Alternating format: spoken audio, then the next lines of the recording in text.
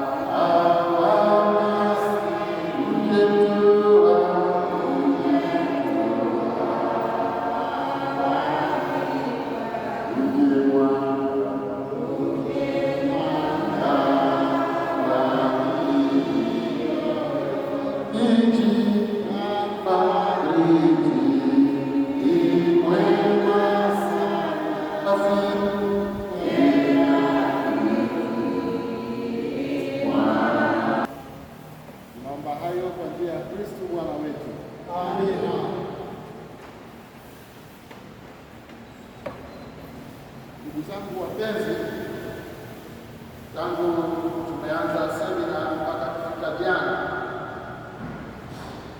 tulikuwa na mambo kadhaa niliyotamani kushirikisha, na jana mwalimu ametoka kushirikisha somo au fundisho kuhusu Mama Bikira Maria, au sio jamani? Yes.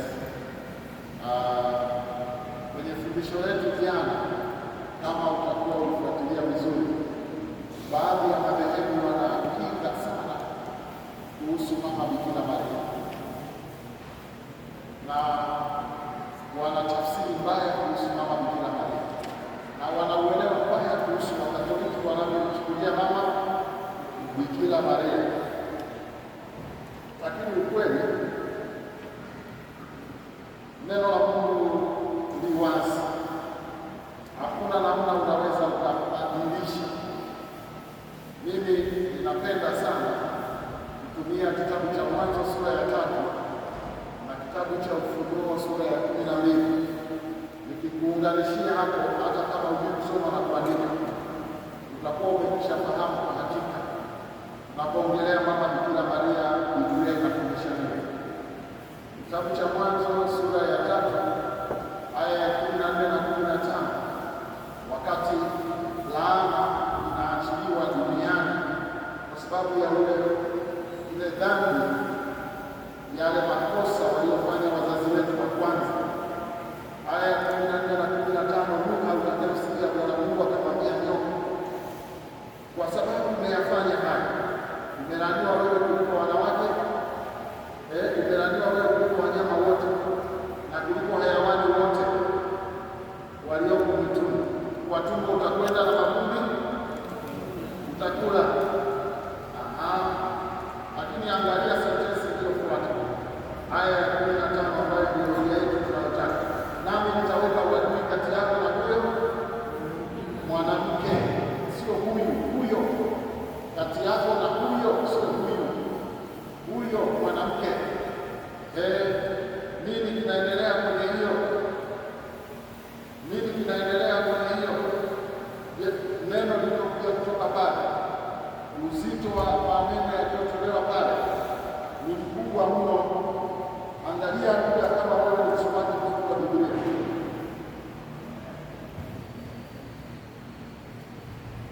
Kuna kitu kinaendelea kwenye simu yangu, nimeandaa somo kwenye simu na simu yangu imekuwa blocked, imefungwa.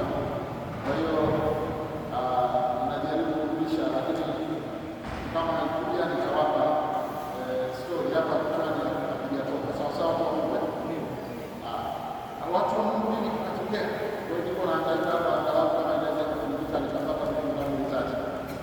Nini kikatokea? Uadui kati ya nyoka na mwanamke, na kati ya uzao wa nyoka na uzao. Hizo sentensi mbili zishike sana, hizo sentensi mbili zishike sana sana. Kama zitakusaidia leo, zitakusaidia kesho. kati ya nyoka na mwanamke na kati ya uzao wa nyoka na uzao. Nenda Ufunuo sura ya 12.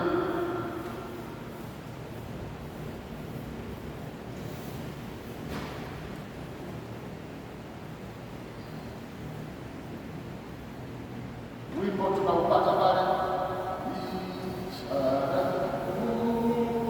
imeonekana mbinguni, ishara kubwa imeonekana mbinguni, ambapo mwanamke aliyevikwa jua na miti chini yake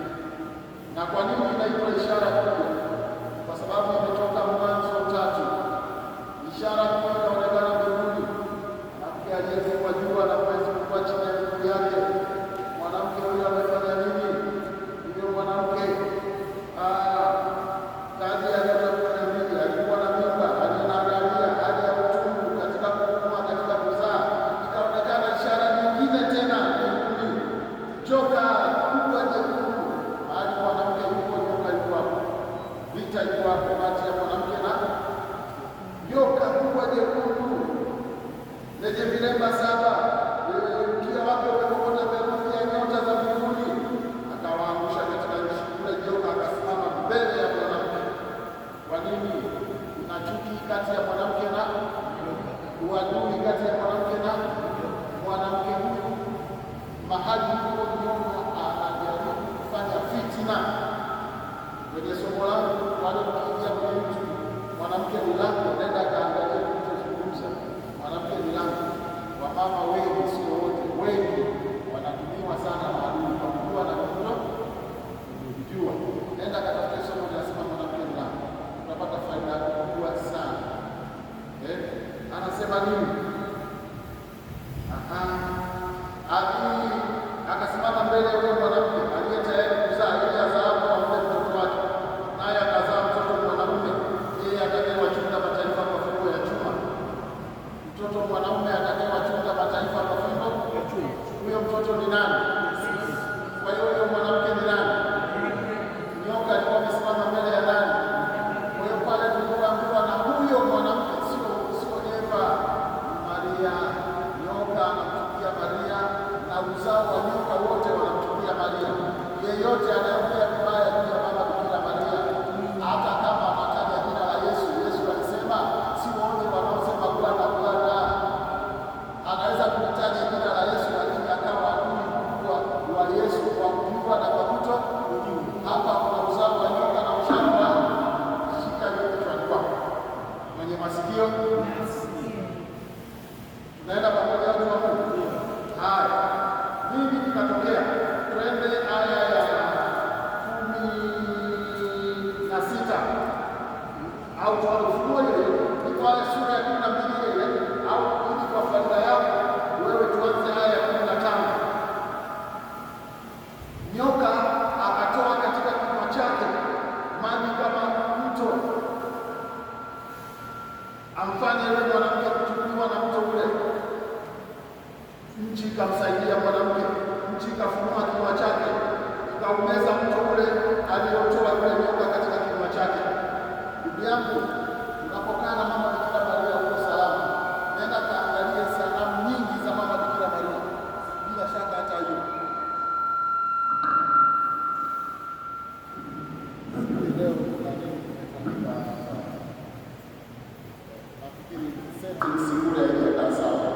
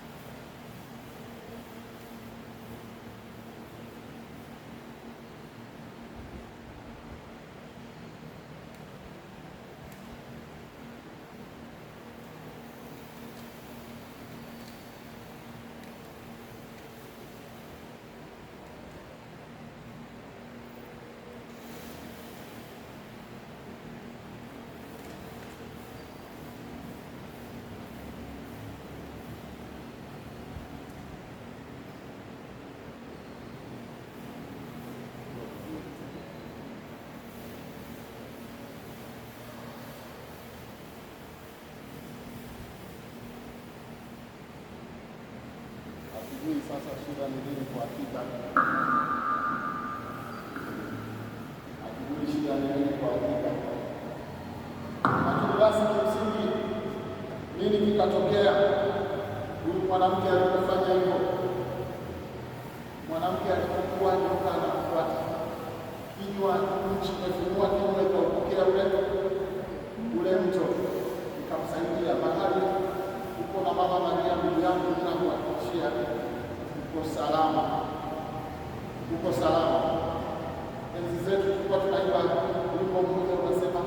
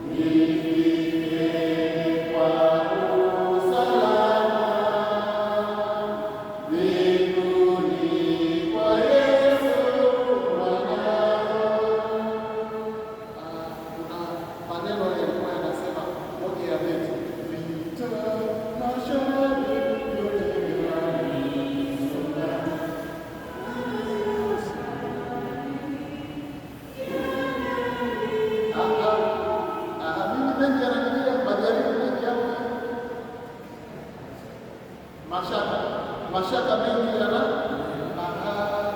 mwisho wa siku. Nataka kusema ndugu yangu, ni neno la Mungu. Sasa angalia pale Ufunuo 12 kama unafuatilia vizuri, angalia ile aya ya 16, 17, angalia hiyo lugha. Naomba Mungu Mtakatifu akusaidie kuelewa. Anasema nchi ikamsaidia mwanamke, nchi ikafungua kinywa chake, ikaumeza mto ule aliotoa yule joka katika kinywa chake. Aya ya 17, joka akamkasirikia yule mwanamke, akaenda zake afanye vita juu ya wazao wake waliosalia, wazao wa huyu mwanamke waliosalia, wazao wa huyu mwanamke wanaopita huyu mwanamke mama waliosalia. Nyoka anafanya vita na Hawa kwa sababu kuna uadui kati ya nyoka na mwanamke na uzao wa nyoka na uzao wa mwanamke. Kwa hiyo yeyote anayemtumia huyu mwanamke anaweza kuwa adui kwa kuwa ni uzao wa nyoka.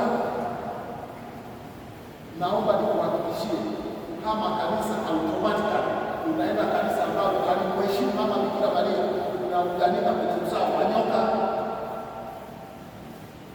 Mwenye masikio mwenye masikio, hebu mwambie ndani yako asikize ndani.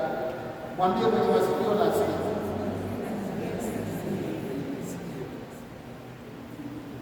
Halo, msifie Yesu Kristo. Mimi nahitaji kusoma kuelewa. Unahitaji kwenda philosophy na theology ndio uelewe.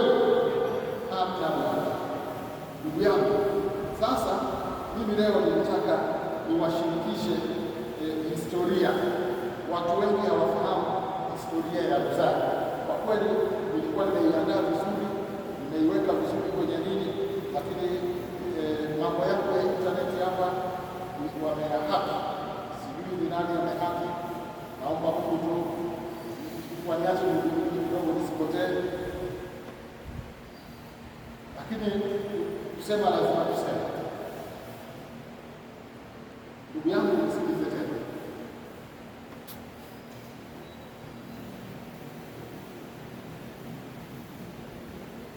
Historia ya Rozari, tafiti na historia ya kanisa inaonyesha imeanza mwanzoni kabisa mwa karne ya 2 na karne ya 3. Mwanzoni kabisa mwa karne ya 2 na karne ya 3, kuna watu wanaitwa Wamonaki, kuna watu wanaitwa Wahemiti au Wahimiti. Hawa walikuwa ni watu waliojitenga, watawa, walikuwa watu ambao walikuwa kama wakapweke, walirithi ile mila na desturi. Wayahudi ilikuwa kila siku lazima kusali Zaburi 150 zote, kila siku. Wasiojua kusoma na kuandika wanakaribishwa hapa, zinaingia kama wanavyofanya ndugu zetu watoto wa Kiislamu wanavyoingiza juzuu hapa, zinaingia hapa na sisi kanisa litatokea huko. Watu walikuwa na sali Zaburi.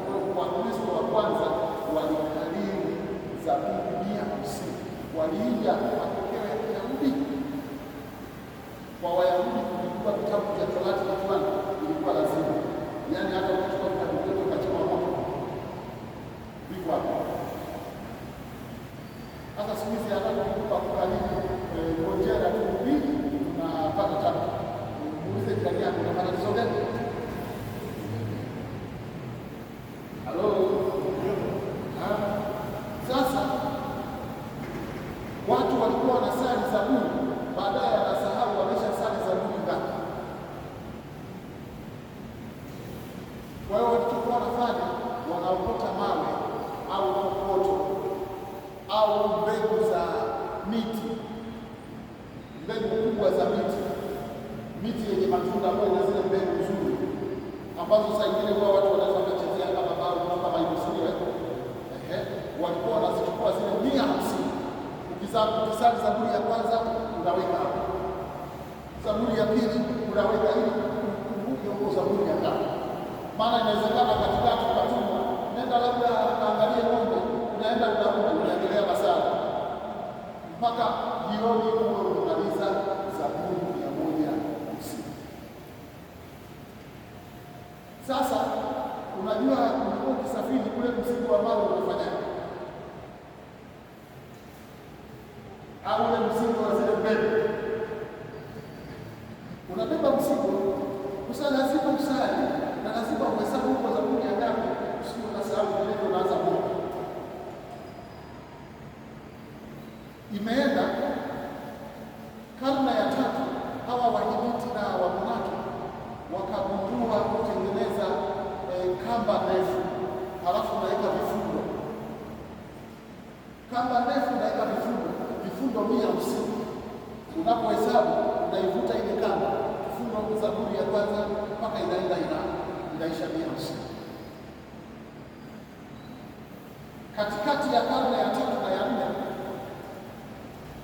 Wakristo waliokuwa wanakaa karibu na hawa Wahimiti na Wamonaki hao wakasema, hata sisi sasa, wale watu hawajui kusoma na kuandika, na kazi ya kumfundisha mmoja mmoja mpaka akariri Zaburi ya 150. Na hawa watu ni watu wa familia, lazima waende mashambani, lazima wachunge, lazima wahudumie familia. Kuwasaidia hawa wakawafundisha kusali Baba Yetu 150 kila siku. Baba Yetu 150, na wenyewe wanahesabu zile kamba au mbegu za matunda au mawe, yaani kokoto. Imeenda hapo, inaonekana karne ya 4 hapo, hii kamba ikawa ndio maarufu, watu wakapunguza yale mawe, kamba ikawa maarufu. Sasa watu wakaanza kufundishwa hata hiyo salamu Maria, pengine Baba Yetu mbinguni kurudia, na hiyo salamu, maneno ya salamu Maria irudia, karne ya 3 na ya 4.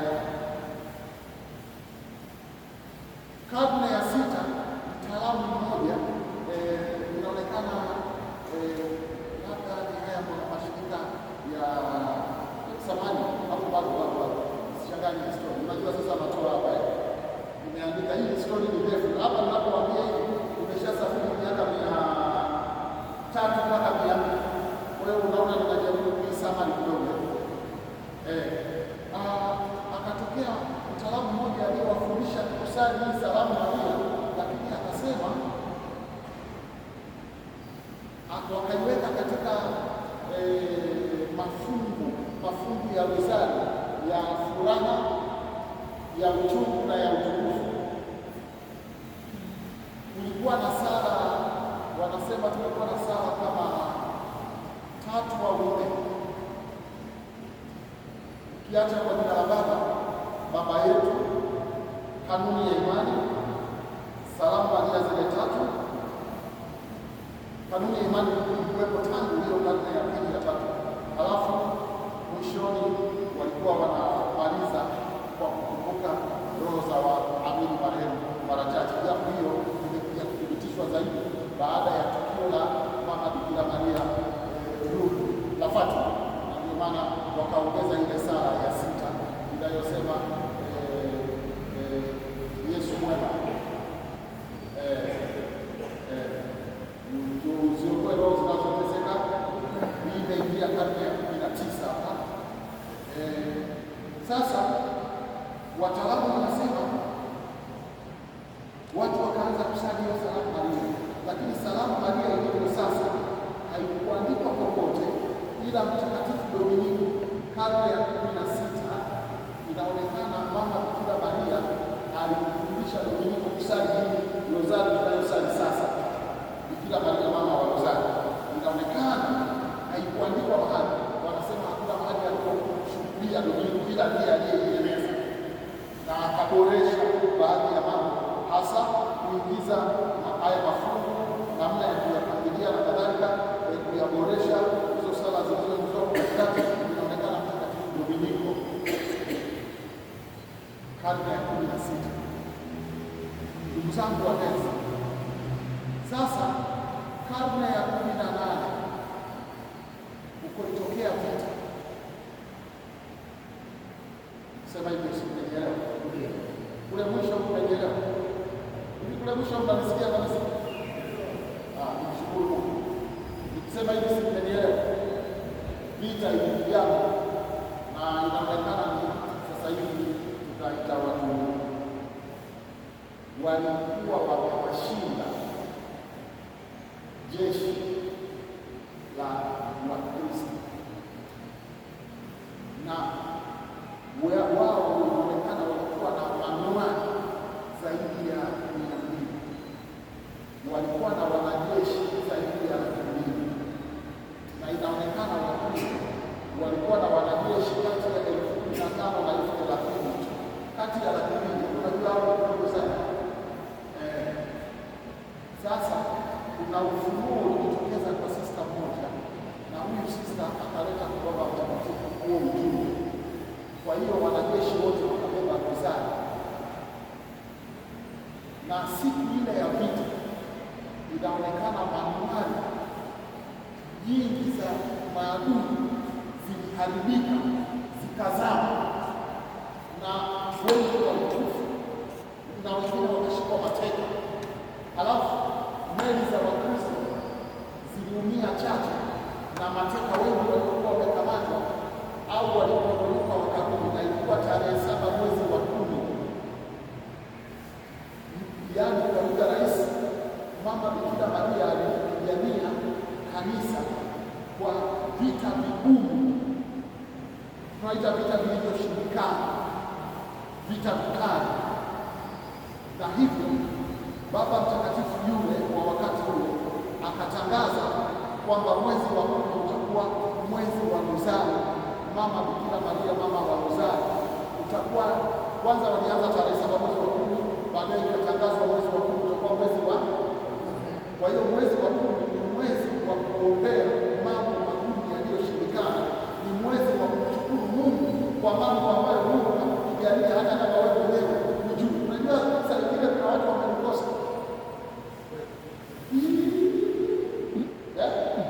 Nakwambia mimi siku moja tayari nilikuwa kabisa nilikuwa napiga picha mtaani, picha hizi za mnato. Kwa hiyo nilikuwa naenda kuosha picha hizi, na manake mahali nakaa hakuna studio, teknolojia ilikuwa bado. Kwa hiyo nimebeba kuku kama biashara kwenda Iringa kuosha picha, lakini napeleka kuku mingi angalau mzunguko wa pesa ndio usifanye kitu kimoja. Nikirudi nabeba vyombo, nabeba utende na kadhalika, naenda kubadilisha na kijijini. Najua bila kutoka kijijini bwana.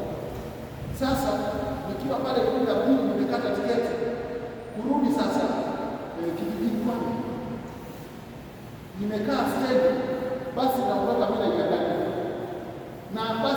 ukishaondoka hakuna namna, basi moja tu utalala mpaka kesho yake tena mchana.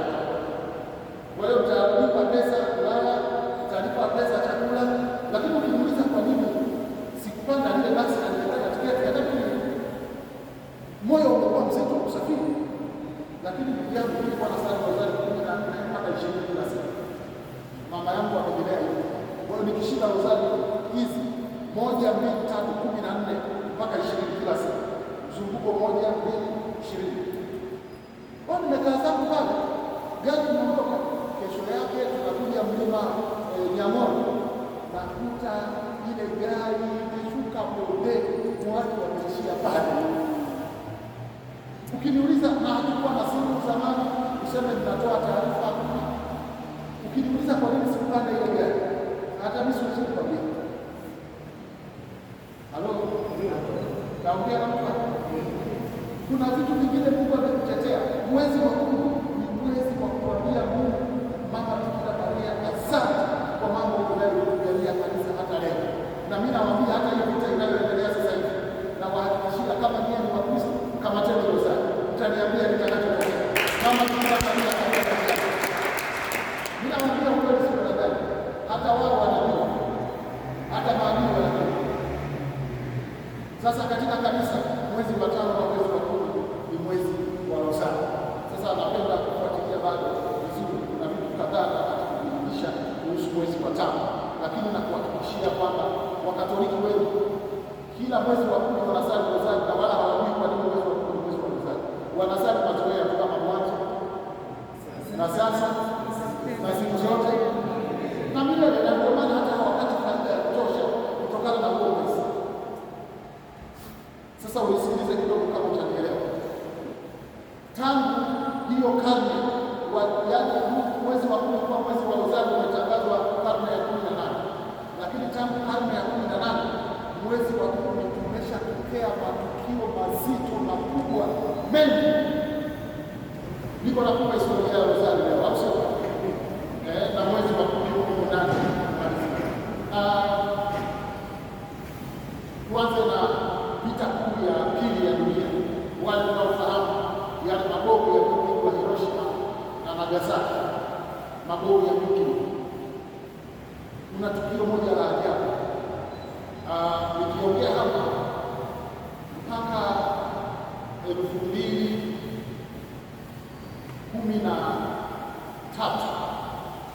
mpaka 2013 nilikuwa bado na uhakika na hicho ninachokueleza. Kuna mapadri wa Jesuiti, shirika la Majesuiti, walikuwa 9 pale bomu lilipotua, na wanasema lile bomu lile manake ile nyuklia pale lilipotua maili 1 kutoka bomu limetua, hakuna kiumbe hai kilichoishi maili 1 kuzunguka, maili kwenda kulia, maili kushoto, maili mbele, maili nyuma, hakuna kiumbe hai kilichoishi na makao majivu. Halafu nje ya maili 1 watu walizaliwa vilema mpaka miaka kadhaa iliyopita, walikuwa bado wanazaliwa vilema. Madhara ya hilo bomu sasa hivi tayari hadi imepona, watu wanaendelea na maisha.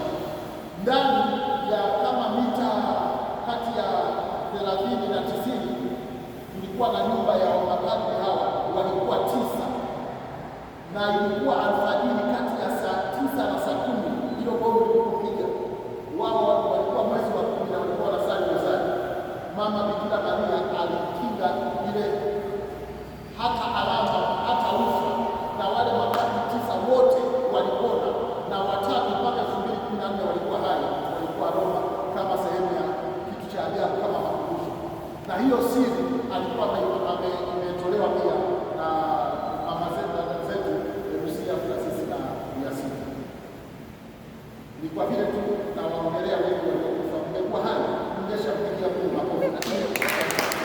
Hayo makundi ya kwanza hayo ya kwanza kwa naongea na marehemu, basi umeshazoea. Mimi nikatikiza nafanya ibada za maiti sana kwa madhabahu, najua maiti huwa haitikii, kwa hiyo sina tabu hata usipoitikia. Mwambie ya leo katikisa na uzoefu wa kuombea marehemu kwa Mungu. Tumsifu Yesu Kristo. Ninyi Wakristo wenzangu, yako matukio mengi na watajia machache tu. Mwaka 82 moja ya siri za Lucia Francis na Jacinta ilikuwa ni kuhusu taifa la Urusi. Taifa la Urusi ni taifa adui kubwa wa imani Katoliki.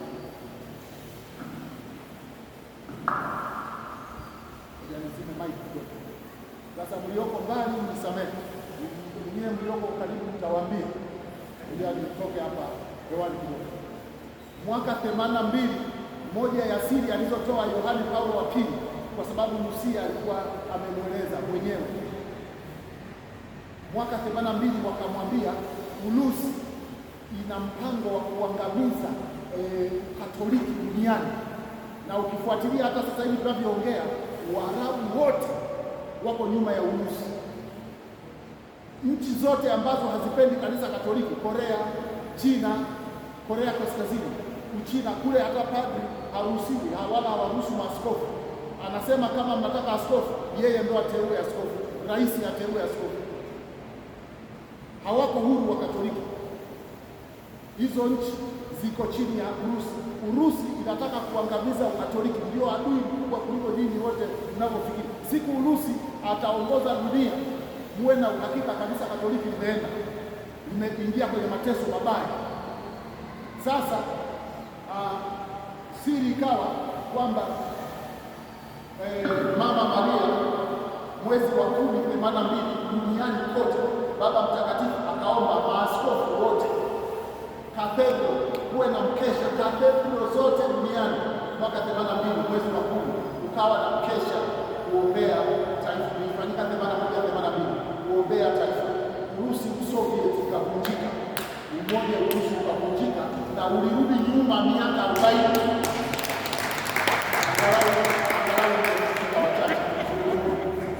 Kumbe niendelee kufundisha, mtafufuka wengi. Urusi ikarudi nyuma miaka 40. Kama mngekuwa makini, juzi 2022 ndio miaka 40 imekamilika Urusi. Na kwa hiyo mkitaka tena kamateni rozari. Naomba nikuhakikishie na tatizo kubwa na kuhakikishia kamata rozari. Hiyo mama ni kiboko ya majoka yote duniani. Mnafufuka. Yesu, ongeza ndani yako kwa hiyo mbele kufufuka. Na kushukuru kuongeza kwa safari. Tulikwenda na ndugu yangu hija, lakini hapa pia alikuwa na mzee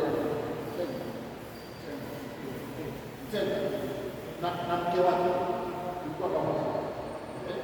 Tulikwenda kuwajiona sisi makatekista wa misionari tunafundisha namna ya kusali rozari hai. Ukienda na sisi hija kufundisha namna ya kusali rozari hai. Kama nina tatizo limeshindikana, nisikamate rozari, kwa sababu nina hakika na kifuatacho ya TV. Nina hakika kabisa na kuomba. Na leo katikati ya mageuzo, kama una mpango kwenye sadaka yako maalum uliyobeba, fanya maagano na Bwana Yesu na mama yake Mama Bikira Maria. Nenda kaombee matatizo magumu yaliyoshindikana. Mwinulie huyu mama, hata shetani anajua hiyo ni mambo yako.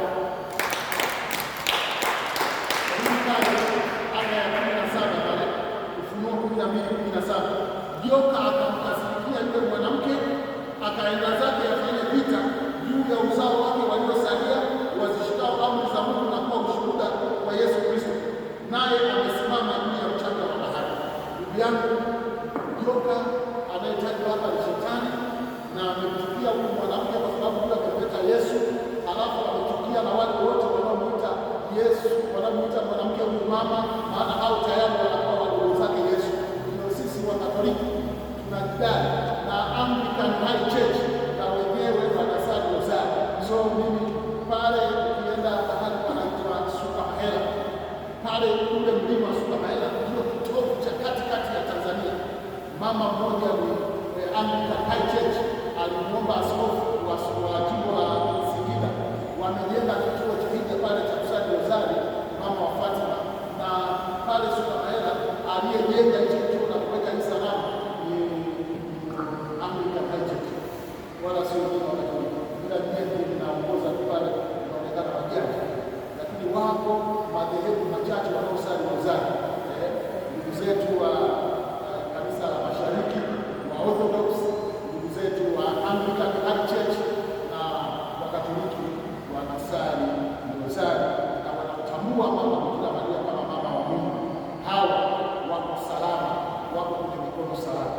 Ndugu yangu, kama ulikuwa sali kwa rozari moja tu, matendo ya furaha kwa leo, matendo ya utukufu umemaliza, mimi nakushauri kila siku sali matendo yote manne. Hiyo ndio rozari.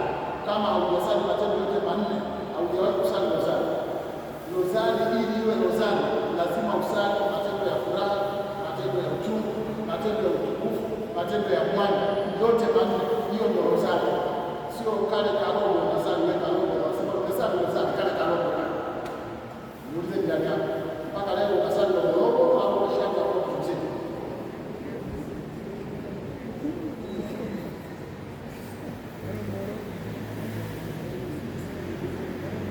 Hata hiyo robo hiyo kwa kuuliza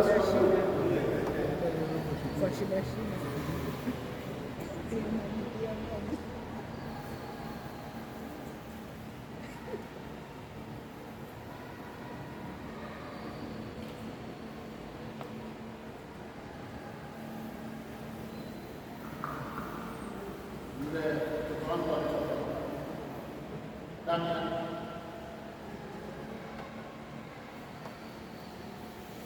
hayupo. Kija hapa tunakupa kuonyeshe rozari yenyewe inaitwa rozari. Sisi tunayo hapa ndani kwa kuwa mara kwa mara kila tunajitahidi kupata nafasi lazima tusali rozari. Kwa hakika kweli kabisa. Sasa hakuna jina, lakini kama unasali moja hiyo rozari. Piga mwanzo zilikuwa 3 lakini 2001 John Paul II akaongeza yale matendo ya mwanga. Na unajua kwa nini hizi hapa, kama ungekuwa umeelewa katika historia nimeruka, unaona ziko 10, sio 10 mara ngapi? Kwa hiyo mara 5 ni ngapi? 50. Sasa ulikuwa unapiga hizi 3, hiyo umepiga 150 za Mungu. Kwa hiyo ukisali hizi 3 unakuwa sali za Mungu 150. Ndio lengo la hiyo rozari. Kwa tofauti na hiyo sasa zimewekwa 4. Sasa yale matendo ya mwanga yanaingia sasa Biblia nzima kwa namna ya pekee au ufunuo mkubwa. Kwa hiyo wanasema ukisoma na ile mwanga ni kama umesema fanya injili na matendo ya mitume huko ndani. Kwa hivi ni kama uongeze. Unajua kitabu cha matendo ya mitume katika Agano Jipya ni kama kitabu cha manabii katika Agano la Kale. Kwa hiyo ndugu yangu, ili uwe umesali rozari, yaani hii rozari inasimama mahali pa Zaburi, ndio tafsiri yake. Na Zaburi ni 150. Sasa wewe ukisali moja umesali 50, umeacha 2. Kwa kima cha chini kabisa hizi 3 ndio unatakiwa umesali rozari. Otherwise piga 4 wewe tutaona wewe ni Mkristo. Angalau umeanza maisha.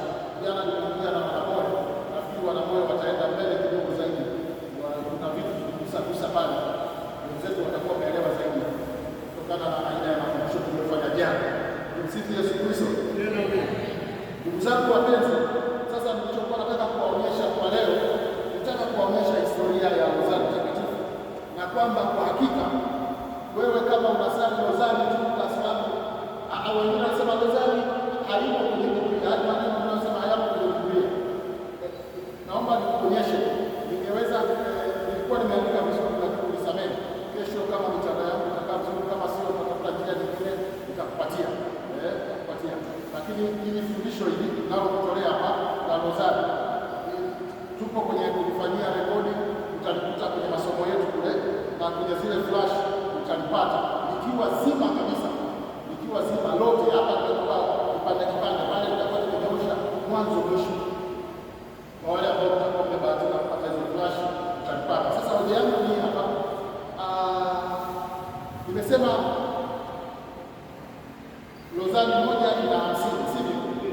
Kwa hiyo mara 3 ni 100, yaani kima cha chini sana. Kama uko serious unataka kurudia zile sala ambazo kanisa lilikuwa linasali, lililopokea kutoka kwa Kristo kwenye mapokeo ya imani yetu, ndugu yangu, piga 150.